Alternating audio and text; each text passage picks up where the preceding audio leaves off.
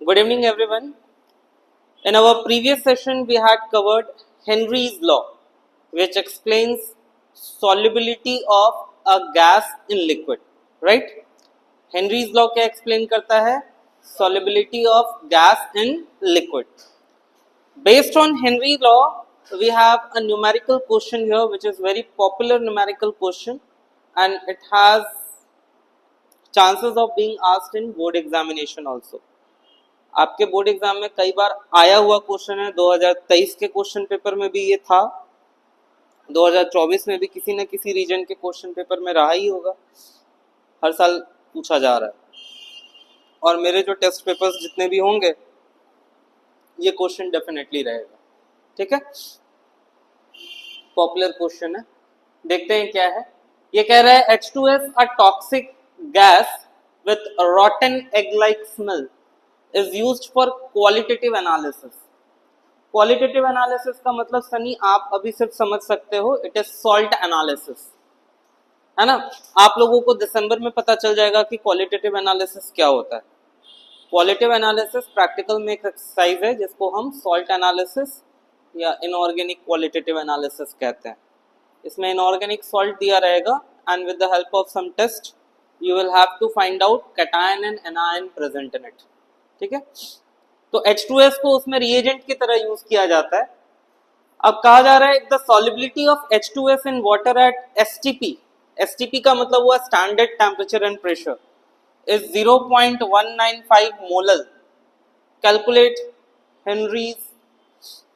Henry's law constant. आपको Henry's law constant calculate करना है। तो क्या क्या दिया हुआ, आपको मोलालिटी दी हुई है, मोलालिटी गिवन इज 0.195 मोलर, और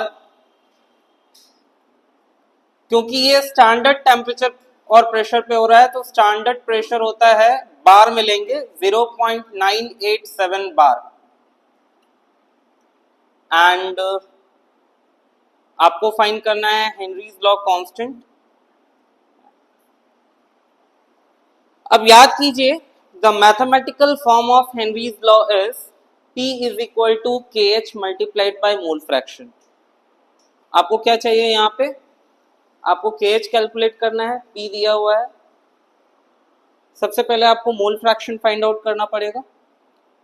नहीं, मोल फ्रैक्शन कैसे फाइंड करेंगे, फ्रॉम दिस डेटा।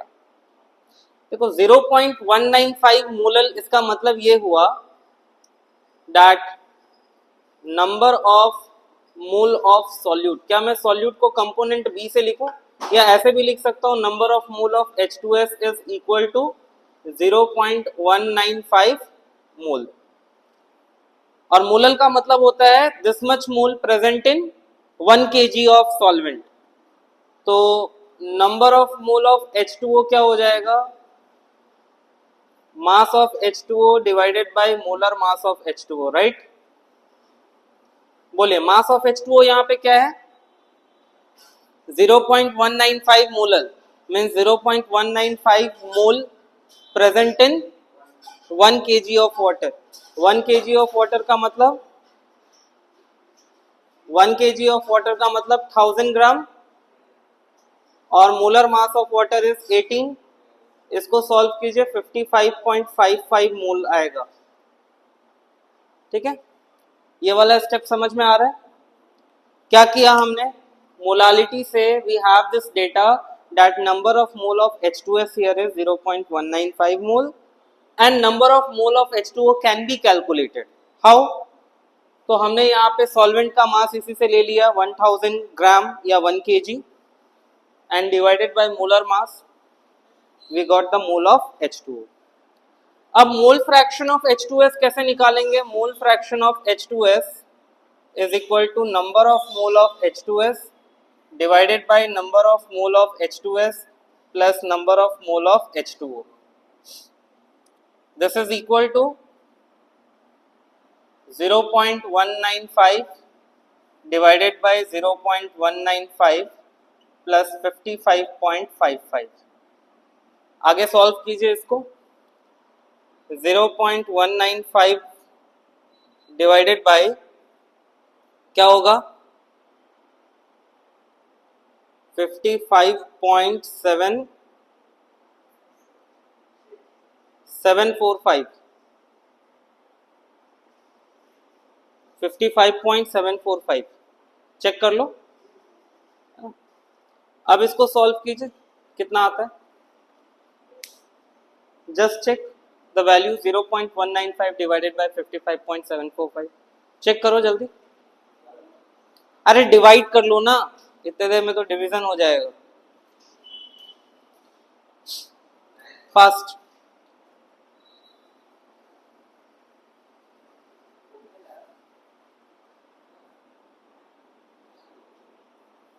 जल्दी।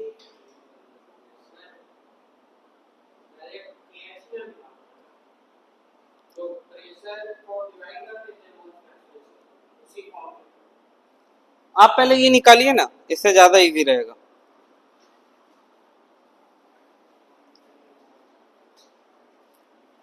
Zero 0.195 divided by 55.745।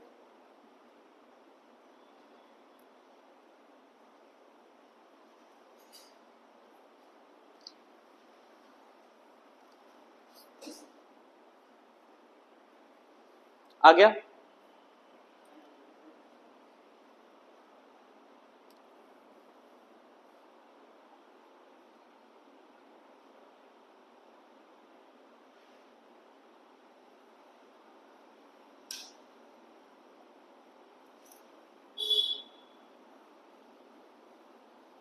जीरो 0.0035 0.0035 नहीं 349 समथिंग आता है, मैंने राउंड अप कर दिया। अच्छा इसका यूनिट क्या होगा Pratham? No unit. Mole fraction is dimensionless, ठीक है, रेशियो है ये। अब आगे का पार्ट हो जाएगा आपसे। वी हैव द फॉर्मूला, हम ऐसे लिखेंगे according to Henry's law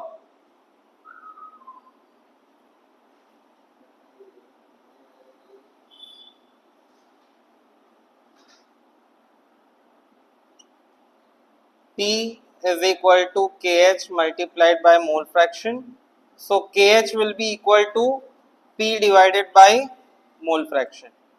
P is 0.987 and this is 0.0035. Solve it. देखो 282 बार आना चाहिए, it should be 282 बार, क्योंकि ये हर साल क्वेश्चन में करवा रहा हूँ और इतनी बार करवा चुका हूँ तो मुझे ये वैल्यू याद है। आप एक बार कैलकुलेशन चेक कर लीजिएगा। 987 को 35 से डिवाइड करके देखो ना, बाकी अपना डेसिमल्स। हाँ, P is pressure, STP condition दिया हुआ था ना, तो स्टैंडर्ड टेम्परेचर एंड प्रेशर में स्टैंडर्ड प्रेशर क्या होता है? स्टैंडर्ड प्रेशर इज 0.987 बार। हाँ, बार में 0.987 होता है और यूनिट अगर दूसरा चेंज करोगे तो this value will also change, ठीक है, फाइन। चलिए इसको नोट कीजिए। अरे okay, see the next question. It says Henry's law constant for CO2 in water is 1.67 into 10 to the power 8 Pascal। मतलब आपका KH दिया हुआ है, it is 1.67 multiplied by 10 to the power 8 Pascal। Temperature दिया हुआ है 298 केल्विन, लेकिन दोनों टेम्परेचर सेम है और हमें इसमें अभी टेम्परेचर का कोई रोल नहीं है। It is just to show that we are considering the Henry's law at a given temperature, है ना। तो जो कांस्टेंट क्वेश्चन कह रहा है कि हेनरीज लॉ कांस्टेंट इस सॉल्यूशन के लिए इतना है, KH की वैल्यू दी हुई है। अब बोला जा रहा है calculate the quantity of CO2 in 500 ml of soda water. आपको 500 ml सोडा वाटर दिया है जिसमें आपको quantity of CO2, quantity of CO2 का मतलब हुआ number of mole of CO2 या फिर मास ऑफ CO2, ये फाइंड करना है, ठीक है। और आपको प्रेशर कितना दिया हुआ है, it is packed under the pressure of 2.5 atm। तो अभी देखिए सबसे पहली दुविधा हमारे पास ये है कि यहाँ ये पास्कल यूनिट में दिया हुआ है और ये प्रेशर यहाँ पे एटीएम यूनिट में दिया हुआ है, तो you will have to bring this also in pascal unit. अब कैसे पास्कल में कन्वर्ट करेंगे, तो 1 एटीएम का पास्कल में कन्वर्जन कैसे होता है, फिजिक्स में भी पढ़ा हुआ है क्या? नहीं, 11th स्टैंडर्ड में पढ़ा हुआ कॉन्सेप्ट है। प्रेशर नहीं पढ़े हो? 9th में भी पढ़े हो। 1.01 इंटू 10⁵ पास्कल होता है 1 एटमॉस्फेयर में। तो आप ये मल्टीप्लाई कर लेना, ये आपका प्रेशर आ जाएगा। ठीक है, ये मल्टीप्लाई करके बताओगे कितना आ रहा है। 2.52 525 इंटू 10⁵ पास्कल। ठीक है, इसका मतलब ये हुआ कि ये जो दो क्वांटिटीज नोन है, इससे सबसे पहले आपको mole fraction of carbon dioxide मिल सकता है, राइट? और mole fraction of carbon dioxide मिल गया, उससे फिर number of moles of CO2 and mass of CO2 find कर सकते हैं। तो कैसे हम करेंगे, सबसे पहले ये लिखेंगे according to Henry's law, formula क्या है, P is equal to KH multiplied by mole fraction. कोई भी डायरेक्ट सॉल्व नहीं करेगा, बोर्ड एग्जामिनेशन में डायरेक्ट सॉल्व करने पे मार्क्स कट जाएंगे, समझे? आप अपने कॉम्पिटिटिव एग्जामिनेशन में जो रिक्वायरमेंट है वो कीजिए, बट बोर्ड में you will have to do it perfectly.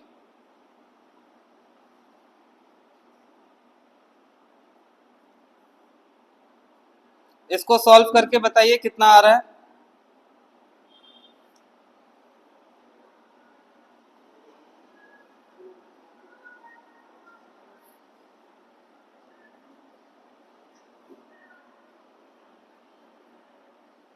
इसको मोल फ्रैक्शन ऑफ CO2 ऐसे डिनोट कर देना।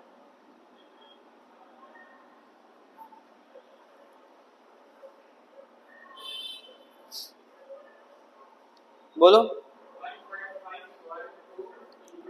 1.55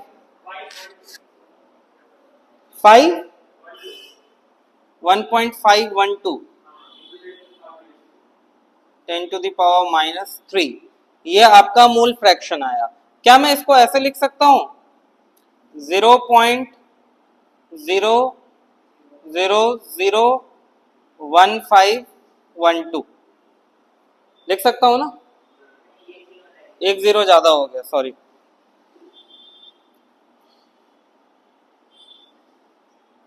अब सही है, ये लिख सकता हूं। चलिए अब आगे देखते हैं। आपको पता है, अब ये तो मोल फ्रैक्शन निकला कार्बन डाइऑक्साइड का, आपको क्या फाइंड करने बोला? आपको बोला है quantity of CO2। Quantity of CO2 का मतलब हुआ कि या तो नंबर ऑफ मोल या मास ऑफ CO2 फाइंड करना है। तो अब कैसे आगे प्रोसीड करें? We will write mole fraction of CO2 is number of mole of CO2 upon number of mole of CO2 plus number of mole of H2O, है ना? लेकिन यहां पे देखो मोल फ्रैक्शन ना बहुत स्मॉल आ रहा है, इसका मतलब ये बहुत डाइल्यूट सॉल्यूशन है। और इस डाइल्यूट सॉल्यूशन में क्या मैं ऐसा लिख सकता हूं number of mole of CO2 as number of mole of CO2 is very less than number of mole of H2O, so number of mole of CO2 plus number of mole of H2O is approximately number of mole of H2O only। क्या ऐसा मैं लिख सकता हूं? किस basis पे लिखा है? मोल फ्रैक्शन बहुत ही स्मॉल है। मोल फ्रैक्शन बहुत ही स्मॉल है, इसका मतलब इसका जो number of mole of carbon dioxide होगा वो बहुत ही कम होगा। न्यूमेरेटर वैल्यू कम होगी तभी ना ये इतना स्मॉल फ्रैक्शन आ रहा है। तो इस बेसिस पे हमने इन दोनों के सम को approximately number of mole of H2O ले लिया, है ना? दो नंबर का सम जिसमें एक दूसरे के कंपैरिजन में बहुत बड़ा है, तो अप्रोक्सीमेटली आप वो लार्जर नंबर को ही लिख सकते हो, इजंट इट? चलिए, तो once again can we write it is number of mole of CO2 divided by number of mole of H2O। क्या मैं ऐसे लिख सकता हूं? लिख सकता हूं ना? Further number of mole of H2O आप यहां पे ही कैलकुलेट कर लो, यहां पे कर देता हूं। Number of mole of H2O क्या हो जाएगा? Mass of H2O divided by molar mass of H2O। Mass of H2O is 500 and molar mass of H2O is 18। देखो तो कितना आ रहा है? 22.75। चेक करो। नहीं नहीं, हाँ, अरे 500 ml दिया है ना, तो 500 ml आपको पता है कि वाटर की डेंसिटी तो 1 होती है, तो 500 ml इज सेम एज 500 ग्राम।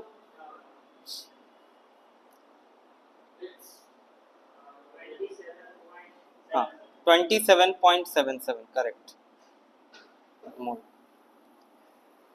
अब यहां पे सब्स्टिट्यूट कर दूं, मोल fraction is 0.001512। Number of mole of CO2 आपको कैलकुलेट करना है and number of mole of H2O is 27.77। Therefore number of mole of CO2 क्या हो जाएगा? 0.001512 मल्टीप्लाइड बाय 27.77। देखिए ये जरा मल्टीप्लाई करके बताइए मुझे कितना आ रहा है, ये मुझे मल्टीप्लाई करके बताओ कितना आता है।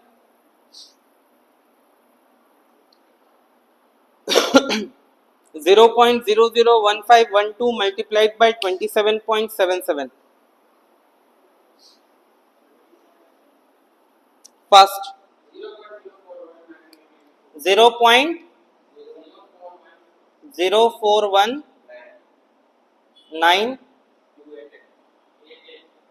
क्या मैं इसको 0.042 लिखूं? चलेगा? चलेगा ना? चलिए, तो एक तो क्वांटिटी हमने नंबर ऑफ मोल में फाइंड कर दी, ये हमारा नंबर ऑफ मोल हो गया। चलो मास भी फाइंड कर देते हैं। मास ऑफ CO2 क्या होगा? Number of mole of CO2 multiplied by molar mass of CO2। बोलिए मोलर मास ऑफ CO2 कितना होता है? बताइए क्या आ रहा है आंसर? 1.847 ग्राम। इसका मतलब ये हुआ that 500 ml of soda water consists of 1.847 ग्राम और 0.042 मोल of CO2 dissolved in it। ठीक है, आ रहा है क्वेश्चन समझ में? सबसे पहले आपको क्वेश्चन पढ़ना है, क्वेश्चन में से आपको डेटा सॉर्ट आउट करना है। ये क्लियर होना चाहिए कि क्वेश्चन में डेटा क्या दिया हुआ है, क्या वैल्यूज दी हुई है और कैलकुलेट क्या करना है।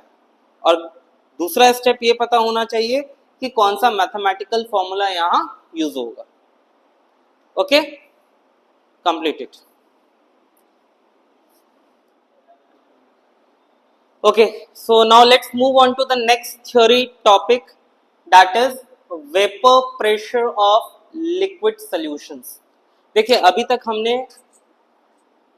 solubility of solid and gas in liquid discuss किया था, जिसमें हेनरी लॉ का डिस्कशन आया था specially for solubility of gas in liquid के लिए।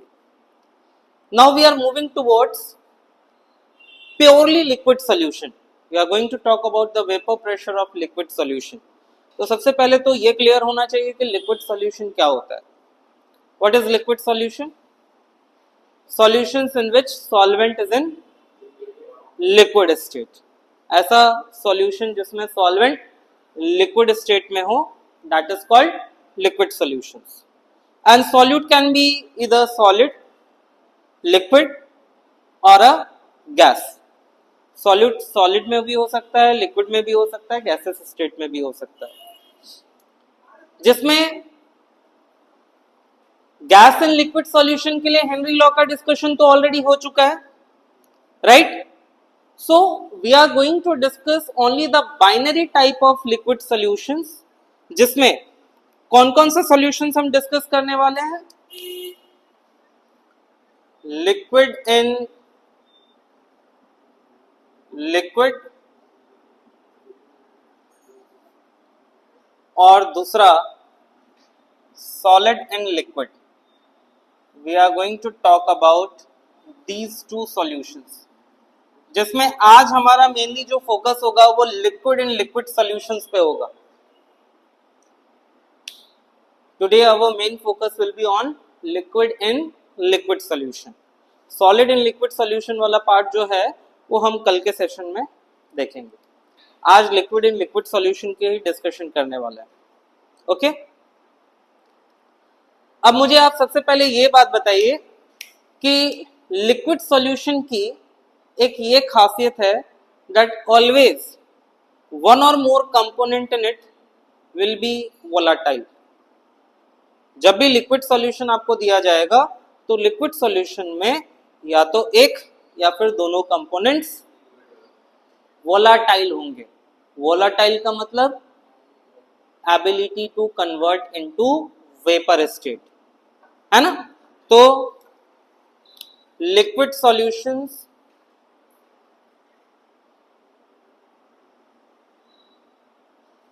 have one or more volatile component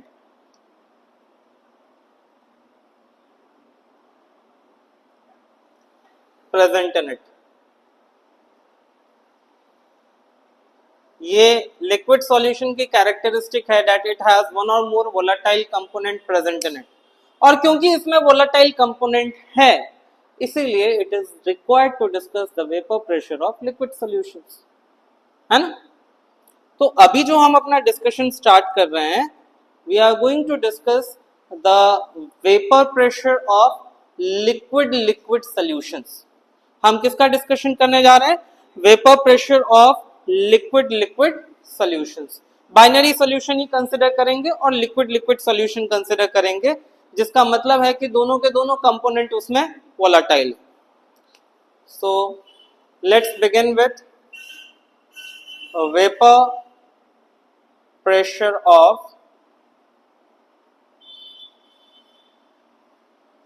liquid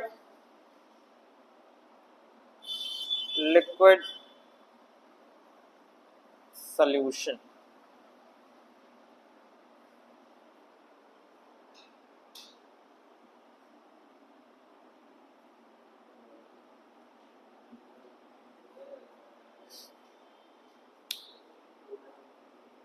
vapour pressure of liquid liquid solution.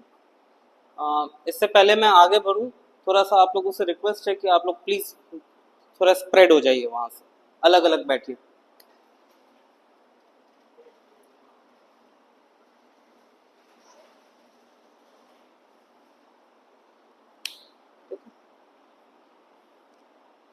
Ready?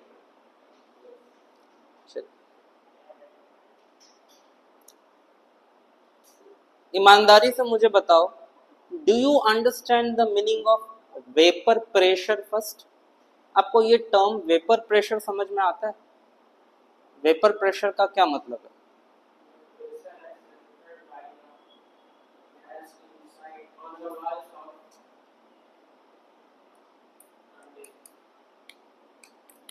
तो वो तो सिंपली गैस में भी होगा. Why we are calling it vapour pressure? देखिए आप ऐसा समझिए कि suppose we have a closed container here, है ना? और इस क्लोज कंटेनर में in a china dish we have kept a liquid. ठीक है? This close container also has connection with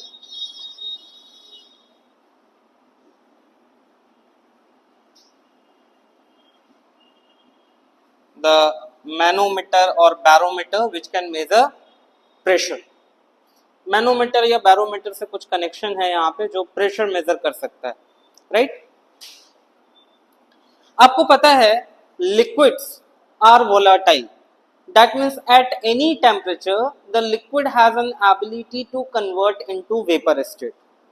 तो जैसे इस लिक्विड को आप इस क्लोज कंटेनर में प्लेस करोगे, क्या होगा, the vapour will start forming, right, vapour will start forming. और जैसे जैसे वेपर का फॉर्मेशन होगा you will see the level of mercury rising up here. Mercury का लेवल जो है यहाँ पे राइज अप होगा, मीन्स प्रेशर इंक्रीज होगा। But after some time you will see that the level of mercury becomes constant, the pressure becomes constant, right। तो क्या हुआ यहाँ पे, पहले initially the liquid got converted into vapor, but with the passage of time those vapor molecules convert back into liquid also, है ना, condensation भी हो रहा है, वेपर्स जो है वो लिक्विड में भी कन्वर्ट हो रहे हैं, एक इक्विलिब्रियम स्टैब्लिश हो रही है। और उस इक्विलिब्रियम स्टेट में the pressure which is exerted by the vapour over surface of liquid that is known as vapour pressure. उस इक्विलिब्रियम स्टेट में वेपर यहाँ जो प्रेशर लिक्विड सरफेस पे एक्सर्ट कर रहा होगा उसे हम क्या कहेंगे, vapour pressure of that liquid. आ रहा है समझ में, अब क्लियर है वेपर प्रेशर क्या है। अगर वेपर प्रेशर को सिंपली ऐसे डिफाइन करना हो तो हम कैसे डिफाइन करेंगे, the pressure exerted by vapour over the surface of a liquid in equilibrium state is known as vapour pressure, right. Pressure exerted by vapour over surface of liquid at equilibrium or in equilibrium state is known as vapor pressure। नहीं, liquid के surface पे, container के wall पे तो कोई भी gas को आप फिल कर दो क्लोज कंटेनर में, वो कंटेनर के वॉल पे प्रेशर एक्सर्ट करेगा। This is the pressure which is exerted on surface of liquid, right. Clear, vapour pressure आ रहा है समझ में। चलिए अब आपको यहाँ पे ये सबसे पहले कंसिडर करना है that we have a binary liquid solution. ऐसा कंसिडर करते हैं कि हमारे पास बाइनरी लिक्विड सॉल्यूशन है जिसमें दो कंपोनेंट है, component 1 and component 2, fine. So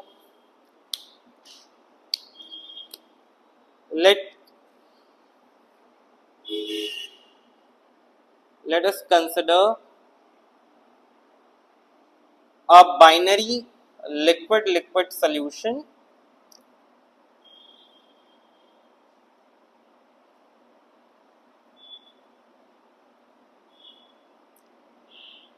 comprising of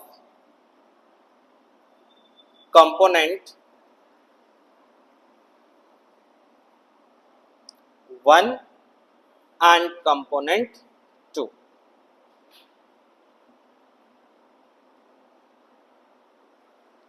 Let us consider a binary liquid solution comprising of component 1 and component 2। हमारे पास बाइनरी लिक्विड सॉल्यूशन है जिसमें दो कंपोनेंट है, कंपोनेंट 1 एंड कंपोनेंट 2। अब क्या होगा कि जब इस सॉल्यूशन को आप क्लोज कंटेनर में रखो या किसी भी कंडीशन में रखो तो the components of both the liquid are able to enter into the vapour state. Component 1 भी वेपर स्टेट में जाएगा और कंपोनेंट 2 भी वेपर स्टेट में जाएगा, isn't it? That means the both will have contribution in the total vapor pressure over surface of liquid। Liquid surface पे जो total vapour pressure होगा उस टोटल वेपर प्रेशर में कंपोनेंट 1 और कंपोनेंट 2 दोनों के वेपर्स का कंट्रीब्यूशन रहेगा, राइट।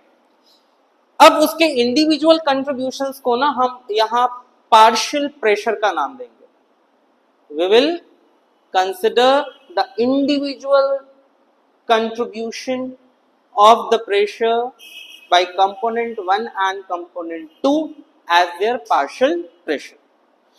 तो मैं ऐसा लिख रहा हूं, let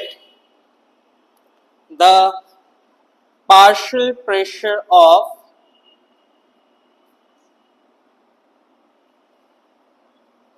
component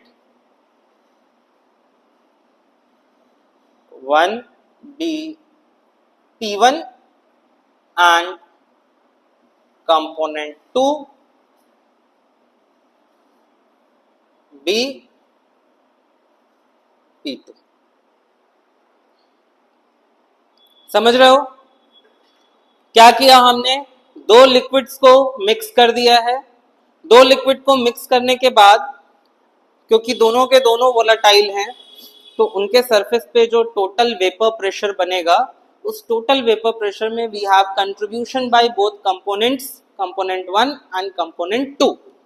तो कंपोनेंट 1 की तरफ से जो कंट्रीब्यूशन जा रहा है या कंपोनेंट 1 की तरफ से जो प्रेशर लग रहा है, उसको मैंने कहा that let it be partial pressure 1 P1, और कंपोनेंट 2 की तरफ से जा रहा है P2। ओके, अब याद रखिएगा कि these partial pressures are related with mole fraction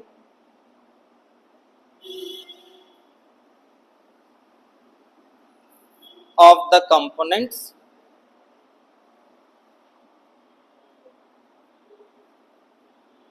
Xy1 and Xy2 respectively।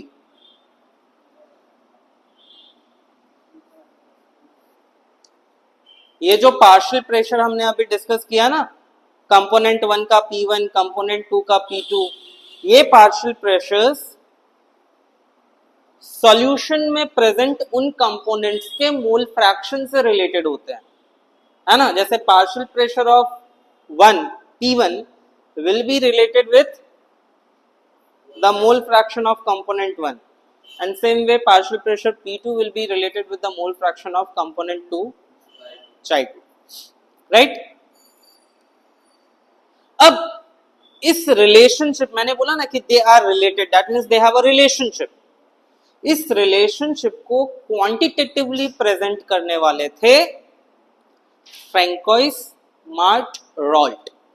इतना लंबा नाम याद नहीं रखेंगे, सिर्फ रॉल्ट्स याद रखिए, काफी हो। तो Raoult has given a mathematical relationship और a quantitative relationship between partial pressure of each of the components and their mole fraction. What he said that the partial pressure of each component in the solution is directly proportional to their mole fraction in the solution. तो यहां पे मैं आपको introduce कर रहा हूं Raoult's law. क्या introduce किया यहां? Raoult's law. राउल्ट्स लॉ क्या है? Quantitative relationship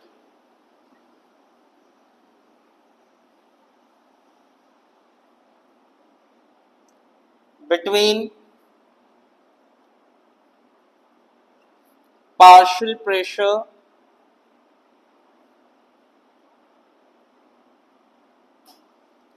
of the components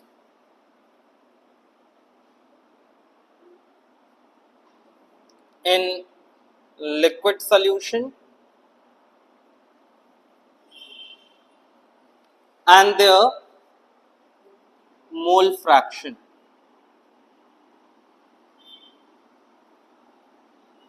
Sunny आ रहा है समझ में? राउल्ट्स लॉ क्या है? It is the quantitative relationship between partial pressure of the component in liquid and their mole fraction in the solution.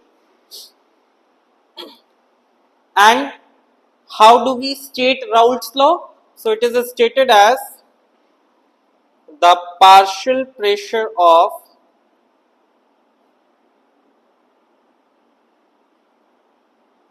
each component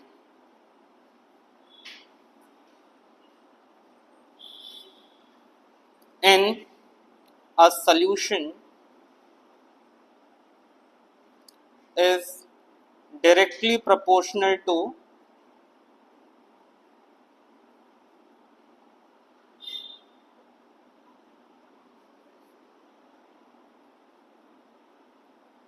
their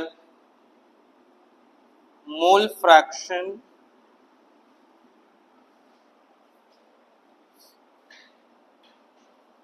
in the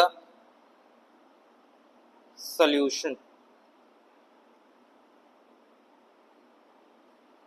The partial pressure of each component in a solution is directly proportional to their mole fraction in the solution.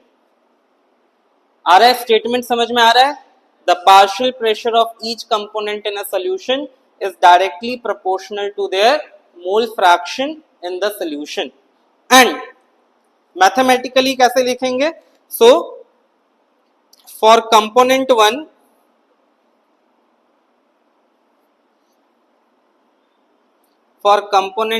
this becomes P1 proportional to mole fraction of component 1, and this implies to P1 is equal to P1 naught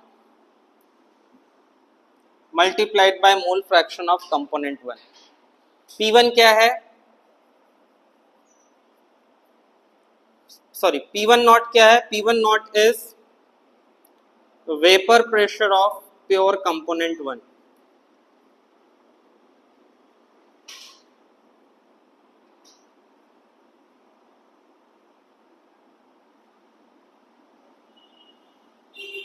sure आ रहा है समझ में? देखो ये जो statement है ना, इसी स्टेटमेंट को मैथमेटिकली लिखा, P1 is proportional to mole fraction, right? Mole fraction of component 1, और प्रोपोर्शनलिटी साइन हटाया तो यहाँ एक प्रोपोर्शनलिटी कांस्टेंट आया P1 नॉट. लेकिन P1 नॉट है क्या? तो P1 नॉट का मतलब होता है vapour pressure of pure component 1. मतलब कंपोनेंट 1 जब अकेला वेसल में हो उस वक्त जो वेपर प्रेशर होगा वो है vapour pressure of pure component. ठीक है? इसी तरह कंपोनेंट 2 के लिए क्या होगा बोलो?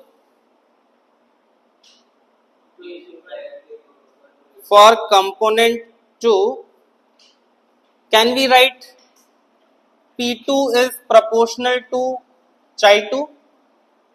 तो ये क्या हो जाएगा? P2 is equal to P2 naught multiplied by chi 2, right? Okay. और P2 naught क्या होगा? P2 naught is vapor pressure of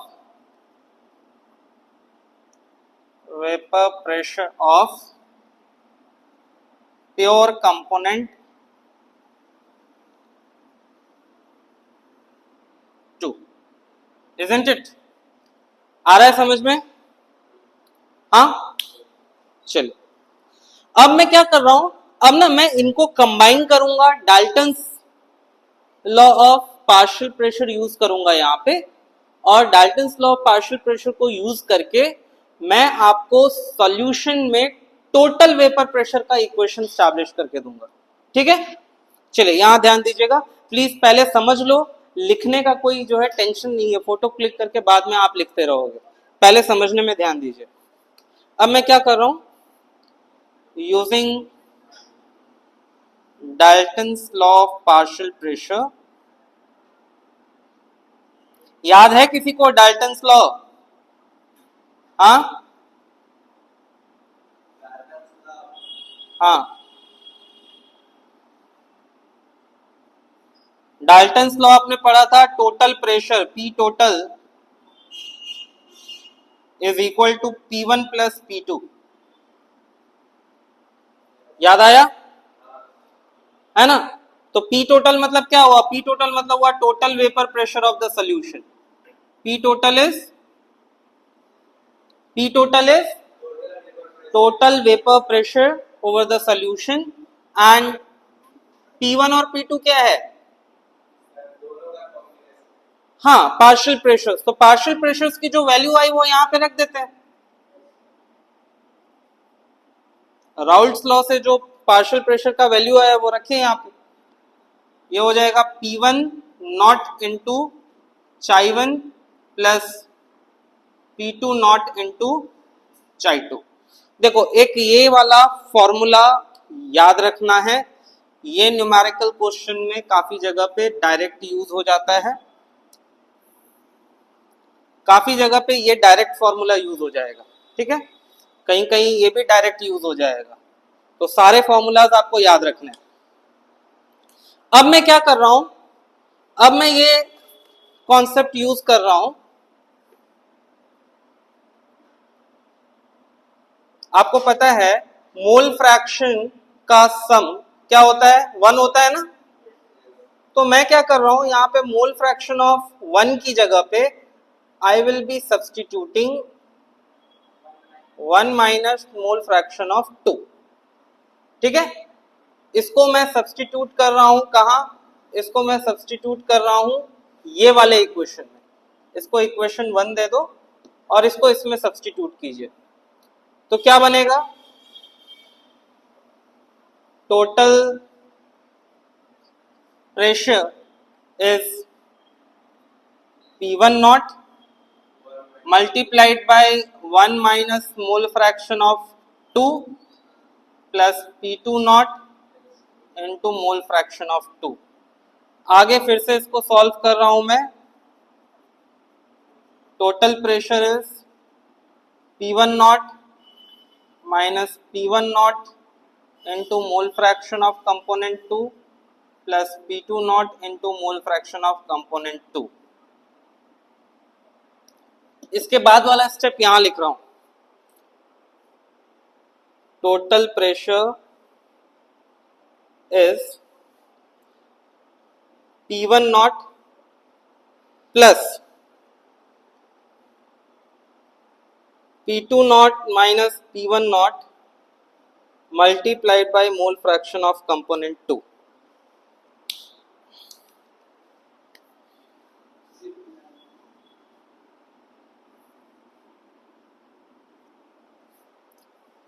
है ना,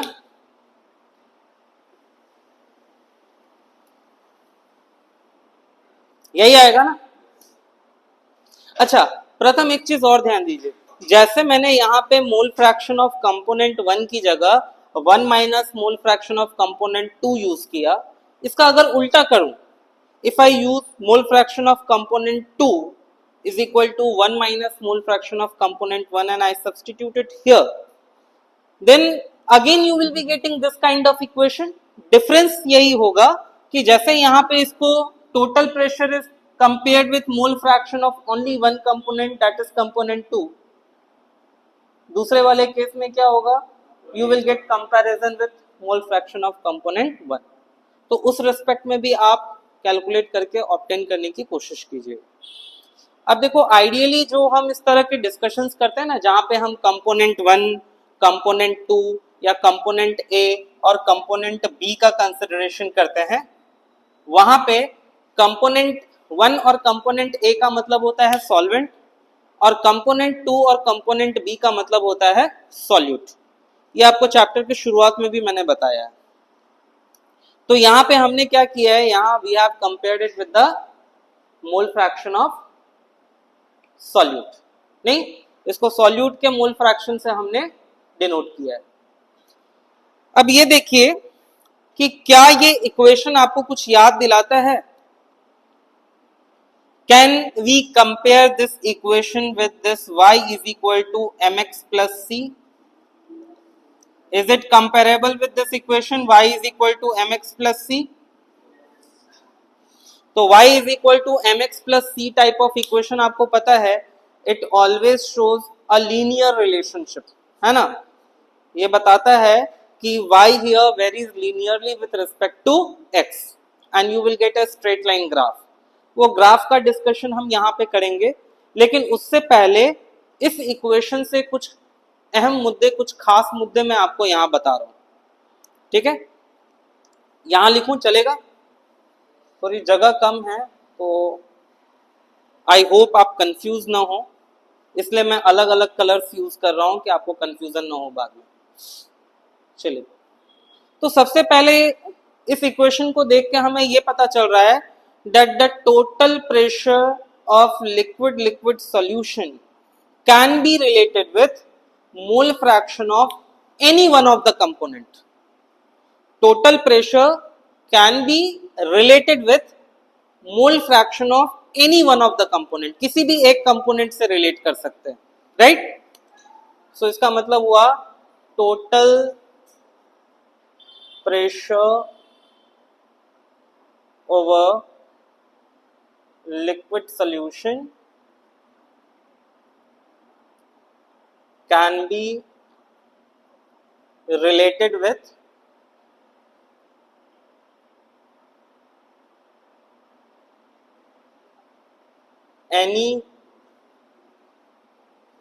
can be related with mole fraction of any component, any one component of the solution.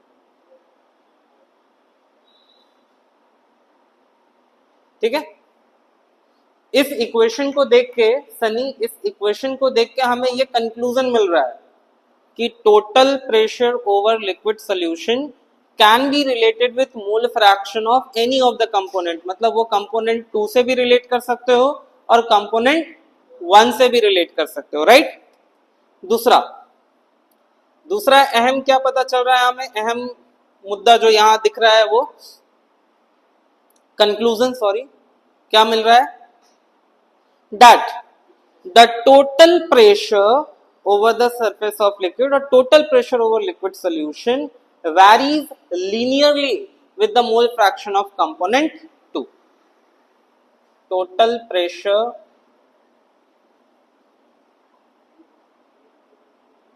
over liquid solution varies linearly with mole fraction of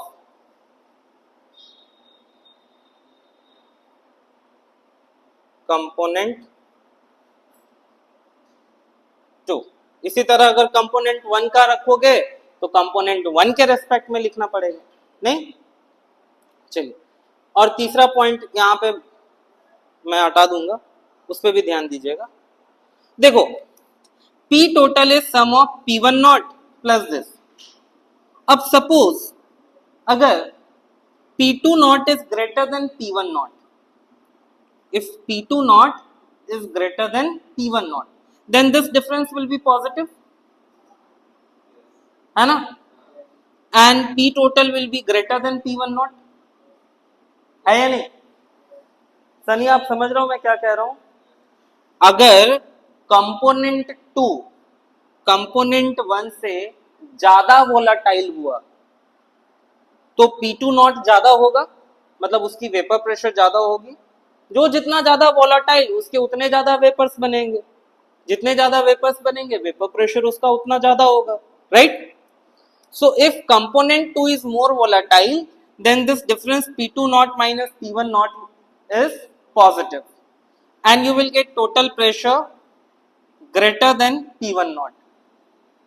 नहीं, लेकिन इसका उल्टा हुआ तो if P2 naught is less volatile than P1, if component 2 is less volatile than component 1 means P2 naught की value कम हुई और P1 naught की वैल्यू ज्यादा हुई, तो ये वैल्यू नेगेटिव मिलेगा और P total will become smaller than P1 naught, है ना?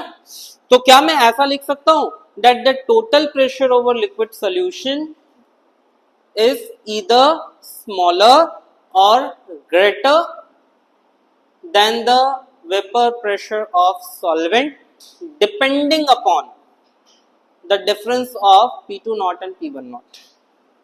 नहीं?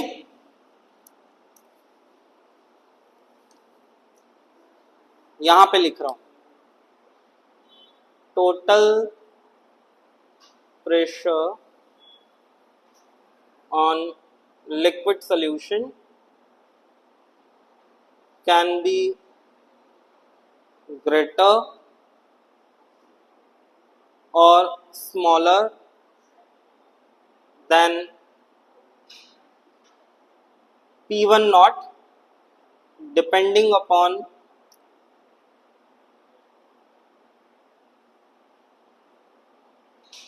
the value of P2 naught minus P1 naught।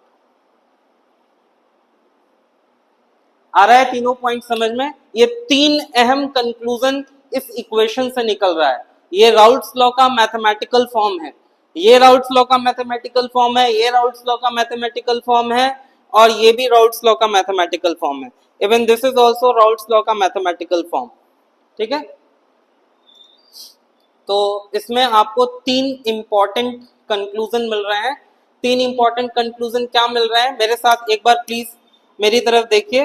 पहला इंपॉर्टेंट कंक्लूजन क्या मिल रहा है, that total pressure, total vapour pressure और total pressure on surface of liquid can be related with mole fraction of any one component, इधर component 1 और component 2। दूसरा, that total pressure on liquid solution is varying linearly with mole fraction of component 2, क्योंकि this equation is y is equal to mx plus c type equation, है ना। और तीसरा क्या मिल रहा है, that this total pressure can be greater than or smaller than P1 naught।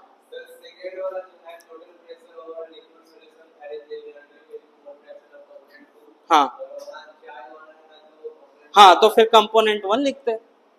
ठीक है, और तीसरा कह रहा है that total pressure on liquid solution can be greater और smaller than P1 naught depending upon the difference P2 not minus P1 naught. ठीक है, पहले ही बता दिया कि अगर कंपोनेंट 2 ज्यादा वॉलेटाइल है तो total pressure will be more than solvent का वेपर प्रेशर, और अगर कंपोनेंट 2 लेस वॉलेटाइल है then the total pressure will be less, है ना। चलिए, अब इसमें एक लास्ट पार्ट है, दो पार्ट है, हो सकता है मुझे कहीं से कुछ इरेज भी करना पड़े, या देखता हूं अगर यहाँ पे आता है तो। एक ग्राफ मुझे बताना है और इसकी वेपर फेज कंपोजिशन के लिए इक्वेशन बताना है। ठीक है, वेपर फेज में क्या कंपोजिशन रहेगा उसका बताना है। तो पहले मैं ग्राफ बताता हूं। ठीक है, ग्राफ इसका हम कैसे प्लॉट करेंगे वो देख लीजिए। काफी नीचे हो गया। स्केल है किसी के पास, लंबी वाली बड़ी वाली स्केल? चलिए कोई बात नहीं, हो जाएगा।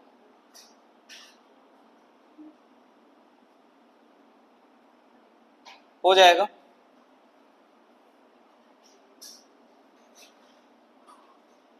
देखिए, ये जो हम ग्राफ प्लॉट करने वाले हैं ना, this is graph of vapour pressure versus mole fraction. ये क्या है, vapour pressure versus mole fraction का ग्राफ है। This is graph of vapour pressure versus mole fraction. ठीक है, जिसमें यहां पे हम ले रहे हैं mole fraction of component 1 is equal to 1 and vapor pressure of component 2 is equal to 0। यहाँ लेंगे vapor pressure of component 1 0, vapor pressure of component 2 1, और बीच में you will have the mixed composition। We have one line as this, इसको मैं कहूँगा P1 not, इसको कहूँगा P2 not, and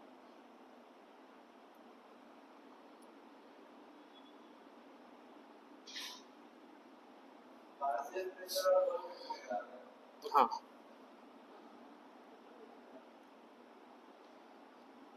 partial pressure versus mole fraction का ग्राफ है ये। इसमें आपका ये वाला लाइन जो है, दिस इज लाइन 1, नहीं ये लाइन 2 है, this is 1 and this is 3। ठीक है, तो लाइन 1 वाला जो है ना वो इसके लिए P1 is is equal to P1 naught multiplied by mole fraction. आप देख रहे हो P1 is varying linearly with mole fraction of component 1 और जहां पे mole fraction of component 1 is 1, there the vapor pressure is the vapor pressure of pure component 1. अगर यहाँ पे मोल फ्रैक्शन 1 लो तो आप देखो मोल फ्रैक्शन 1 के अगेंस्ट जो आपका पार्शियल प्रेशर आ रहा है वो एक्चुअली प्योर कंपोनेंट 1 का वेपर प्रेशर है. It is the vapour pressure of pure component. मैंने ऊपर ये ऐसे साइन करके दिखाया P1 not. Same way same can be understood on right hand side also. When mole fraction of component 1 is 0 और component 2 का mole fraction 1 है, मतलब अकेला मोल कंपोनेंट 2 है, उस वक्त जो प्रेशर है that is vapour pressure of pure component 2. और ये जो लाइन है आप दिख रहे हो ये स्ट्रेट लाइन है, ये इस पर्टिकुलर इक्वेशन के लिए है. This is for this equation, है ना, जिसमें आप देख रहे हो it is a straight line. Straight line है, राउल्स लॉ को रिप्रेजेंट कर रहा है ना, सिंपल. चलिए तो ये ग्राफ तो आप कर ही लीजिएगा. क्या बोलते हो, इसको भी यूटिलाइज कर ले? हाँ, इसको भी यूटिलाइज कर ले तो उसके बाद एक बार में ही आप लिख लीजिएगा. Let the mole fraction of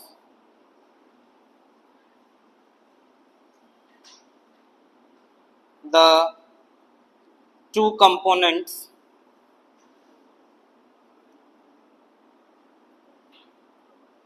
be y1 and y2 in vapor phase.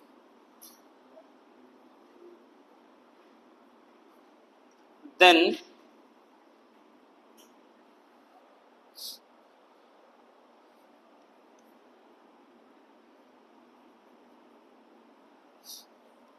y1 is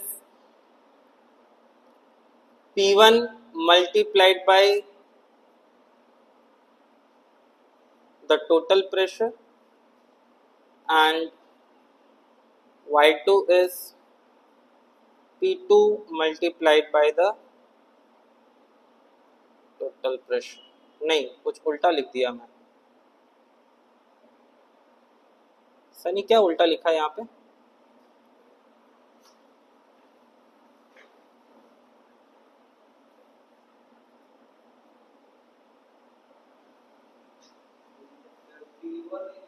Yes, P1 is y1 multiplied by P total and P2 is y2 multiplied by P total. Similarly, मान लो अगर आपके solution में दो से ज्यादा component है, दो से ज्यादा कंपोनेंट है, कंपोनेंट i तक है, तो आप ith कंपोनेंट के लिए लिख सकते हो Pi is yi multiplied by total pressure. ठीक है, ये भी मैथमेटिकल फॉर्मूला है जो न्यूमेरिकल क्वेश्चन में हेल्पफुल है और इस पे बेस्ड एक न्यूमेरिकल क्वेश्चन मैं अभी आपको करवाऊंगा. These all are formula important for numerical. ठीक है, चलो you just note it down, then I will summarize it. After discussion of Raoult's law, now let's discuss this numerical question which is based on Raoult's law only. Raoult's law पे based है. ये कह रहा है vapour pressure of chloroform and dichloromethane at 298 Kelvin are 200 mm and 415 mm of mercury respectively. समझ में आया क्या दिया हुआ है यहाँ पे? Vapour pressure of pure components are given. आपको दिया हुआ है P0 CH Cl3. कितना दिया हुआ है बोलो? 200 mm Hg. और दूसरा कंपोनेंट क्या है? CH2Cl2 dichloromethane. कितना दिया है? 415 mm of Hg. राइट, ये डेटा आपको दिया हुआ है। फिर बोला जा रहा है आपको calculate vapour pressure of solution. Vapour pressure of solution का मतलब हुआ टोटल प्रेशर कैलकुलेट करना है, which is obtained by mixing this much gram of chloroform and this much gram of dichloromethane। तो आप देखिए, आपको आगे की कैलकुलेशन करने के लिए मोल फ्रैक्शन चाहिए, और मोल फ्रैक्शन के लिए आपको नंबर ऑफ मोल चाहिए, नंबर ऑफ मोल के लिए आपको मोलर मास भी चाहिए। तो हम वहीं से स्टार्ट करते हैं। मोलर मास ऑफ क्लोरोफॉर्म क्या हो जाएगा, कार्बन का 12, हाइड्रोजन का 1 एंड 3 मल्टीप्लाइड बाय 35.5। देखो क्या आता है, molar mass of dichloromethane 12 plus 2 into 35.5, ये हो जाएगा 71 प्लस 85 ग्राम पर मोल, और ये हो जाएगा 71 प्लस 106 119.5 के आसपास होगा ये। देखो ठीक है, आ रहा है इतना। चलिए, अब इसके बाद आपको क्या चाहिए, अब इसके बाद आपको चाहिए number of mole of chloroform CHCl3। क्या होता है, mass of chloroform divided by molar mass of chloroform. बोलो मास ऑफ क्लोरोफॉर्म कितना दिया हुआ है, 25.5, राइट, डिवाइडेड बाय इसका मोलर मास कितना आया क्लोरोफॉर्म का, 119.5। प्लीज जरा ये कैलकुलेट करके बताइए तो कितना आ रहा है। इसी तरह number of mole of CH2Cl2, this will be mass of CH2Cl2 divided by molar mass of CH2Cl2, which is 40 divided by 85। Steps देखते रहना सनी, स्टेप्स देखते रहिए। इसका कितना आया, 0.213। गलत नहीं होना चाहिए, मैं आप पे भरोसा करके लिख रहा हूं। 0.472 मोल। मैंने कुछ चेक नहीं किया आप पे। 47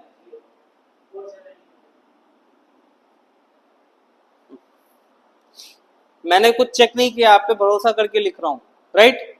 चलो अब देखते हैं mole fraction of, mole fraction तो चाहिए ना, तो मोल फ्रैक्शन ऑफ क्लोरोफॉर्म निकाल लेते हैं पहले। CHCl3 क्या होगा, number of mole of chloroform divided by number of mole of chloroform plus number of mole of dichloromethane.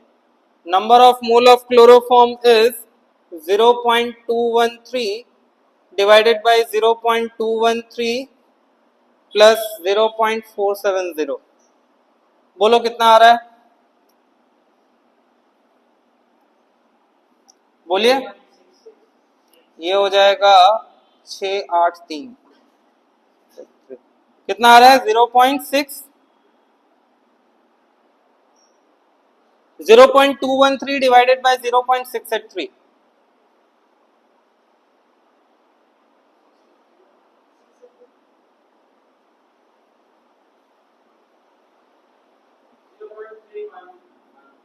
Zero 0.311 है ना।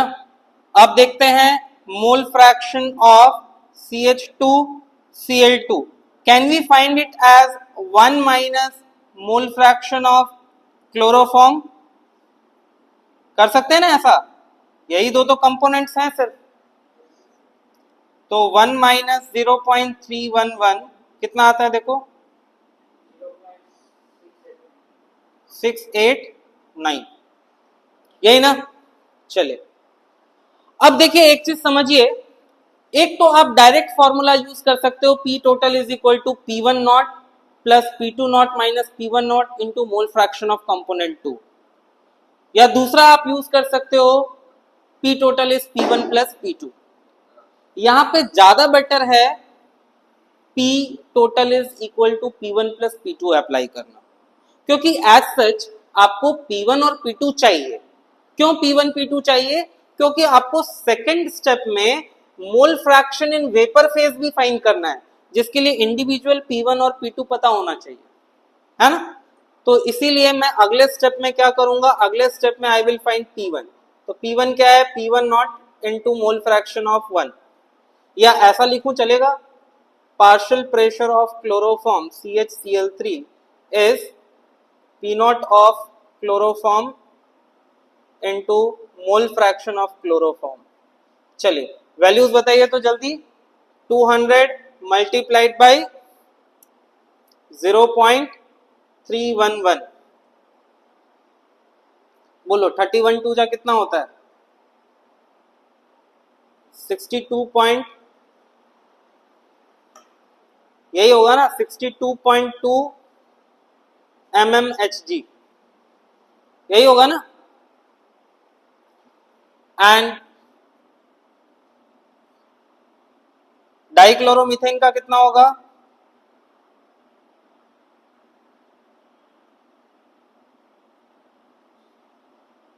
बोलो, 415 मल्टीप्लाइड बाई 0.689। प्लीज जरा इसका मल्टीप्लीकेशन बताइए कितना है, 285.935 mmHg।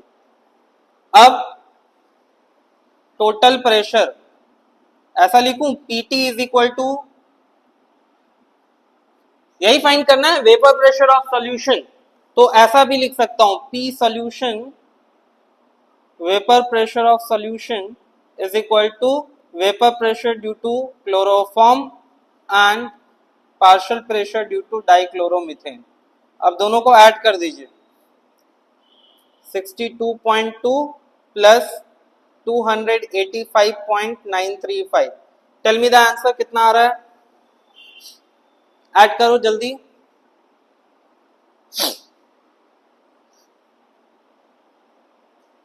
इन दोनों को ऐड करना है, सिंपल। अरे एडिशन में इतना टाइम, ओहो,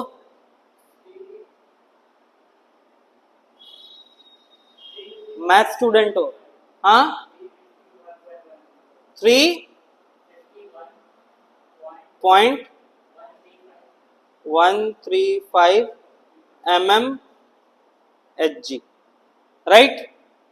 तो ये आपका ना पहला क्वेश्चन यहां जाके कंप्लीट हुआ, हमने ये फर्स्ट पार्ट का सॉल्यूशन स्टार्ट किया था, ये यहां जाके कंप्लीट हुआ। हाँ हाँ, निकाल सकते, कोई दिक्कत नहीं है, ये ज्यादा इजी था। 348 पॉइंट, क्या शौर्य, 348.135, ओके। चलिए अब सेकंड पार्ट में सॉल्व कर रहा हूं, यहां देखो सनी, यहां देखिए, सेकंड पार्ट सॉल्व कर रहा हूं। We have the formula PI is YI into P total, right. आपको फाइंड क्या करना है इसमें, आपको फाइंड करना है mole fraction in vapour phase, ये फाइंड करना है YI। तो चलो YI का फॉर्मूला क्या होगा, तो मैं सबसे पहले Y ऑफ क्लोरोफॉर्म के रेस्पेक्ट में लिख रहा हूं, क्या हो जाएगा, PI का मतलब हुआ partial pressure of chloroform, right, upon P total का मतलब हुआ पार्शियल प्रेशर ऑफ सॉल्यूशन। चलिए क्लोरोफॉर्म का कितना आया था, 62.2, और सॉल्यूशन का कितना आया, 348.135। प्लीज जरा इसका डिवीजन बताइए कितना आ रहा है,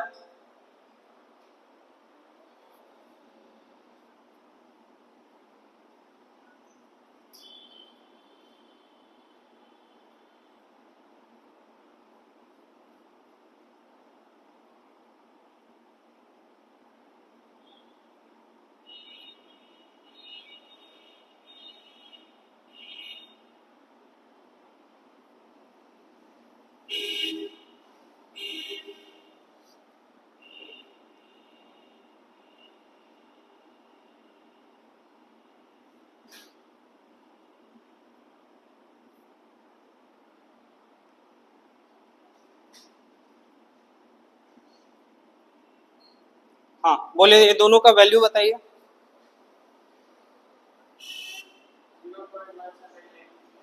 0.178 और इसका